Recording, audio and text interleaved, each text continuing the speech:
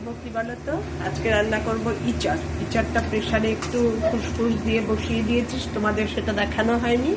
এবার এই আলুগুলো সব কেটে রেডি করেছি, দেখো না, আলুগুলো এবার একটু ভেজে নেব। আজকে একটু আলু দেবো ইঁচড়ে, তারপরে তোমাদের দেখাচ্ছি কিভাবে কি করছি। শুরুটা তোমাদের সঙ্গে স্টার্ট করতে পারিনি, এত পুরোপুরো আরম্ভ হয়ে গেছে। আজকে মর্নিং ওয়াক করে দুধ নিয়ে আসতে প্রচুর টাইম লেগে গেছে, জানো না, দুধওয়ালা আসতে অনেক দেরি করেছে।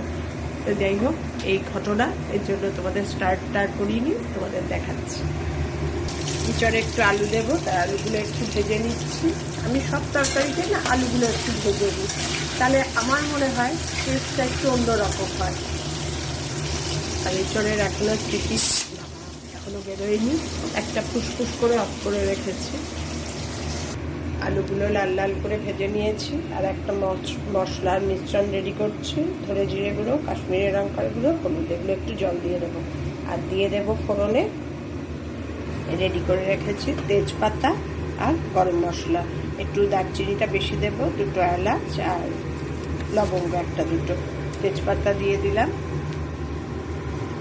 তেলটা গরমই আছে, আলু ভাজা হয়েছে, এর মধ্যে দিয়ে দিলাম গরম মশলাগুলো। ফোড়নে দিলে কি বলতো, পুরো মানে সবজিটা একদম সুন্দর গন্ধটা হয়। ফোড়নের গন্ধটা একটু ছড়ালেই তেলের মধ্যে, তারপরে দিয়ে দেবো সাদা জিরে ফোড়ন। প্রথম দিন আজকে করছি এই সিজনে, এই জন্য আজকে জিরে বাটা দিয়েই করছি, পুরো নিরামিষ ওয়েতেই করছি।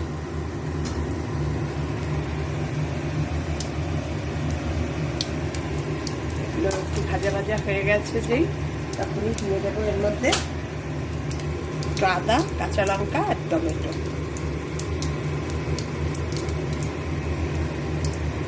আদার কাঁচা গন্ধটা যাওয়ার জন্য একটু ওয়েট করবো। আদা আমি একটু রেখে দিয়েছি আমাদের চায়ে দেবো বলে, সেটাও দিয়ে দিচ্ছিলাম। আদার কাঁচা গন্ধটা একটু যাওয়ার জন্য অপেক্ষা করবো। একটু নুন দিয়ে দেবো, আদা দিলে এত ছিটকোয় না, সঙ্গে সঙ্গে একটু নুন দিয়ে দিলে সেই ছিটকোনোটা অনেকটা কম হয়। অবশ্য আজকে টমেটোও আছে, এর জন্য ছিটকোবে একটু কম। শুধু আদা কাঁচা লঙ্কা করলে না প্রচণ্ড ছিটকোয়।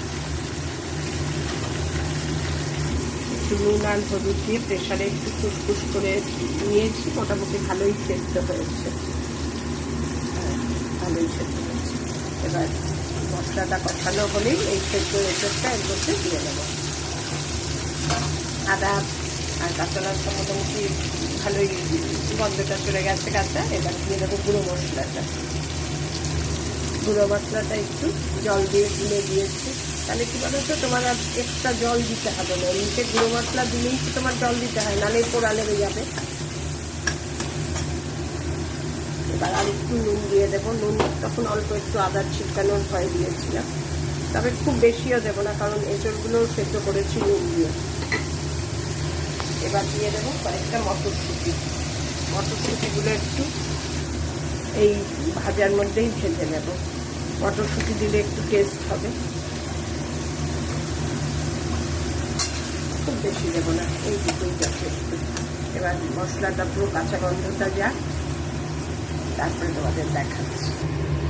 আদা, কাঁচা লঙ্কা, তার ধনে জিরে গুঁড়ো, হলুদ আর কাশ্মীরি লঙ্কার গুঁড়ো, এই দিয়ে মোটামুটি ভালো কষানো হয়ে গেছে। কটা মটরশুঁটিও দিয়ে দিয়েছি। এবার প্রেশার কুকার থেকে এঁচড়টা পুরো ফেলে দেবো জল সমেত।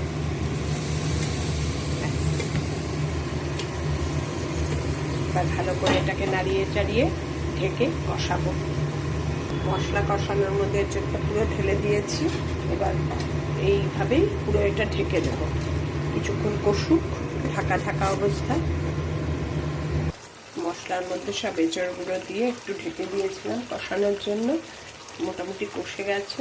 এবার একটু ঝোল দিয়ে একটু ঢেকে দেব, একটু মাখো মাখো ঝোল হবে, খুব বেশি ঝোলও হবে না, আবার একদম কমও ঝোল না, একটু ঝোল দিয়ে এবার এটা ঢেকে হতে দেব।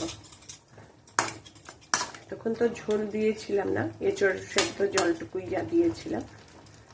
এবার ঝোলটা পুরো মাখো মাখো টাইপ হবে, তারপরে তোমাদের দেখাচ্ছি।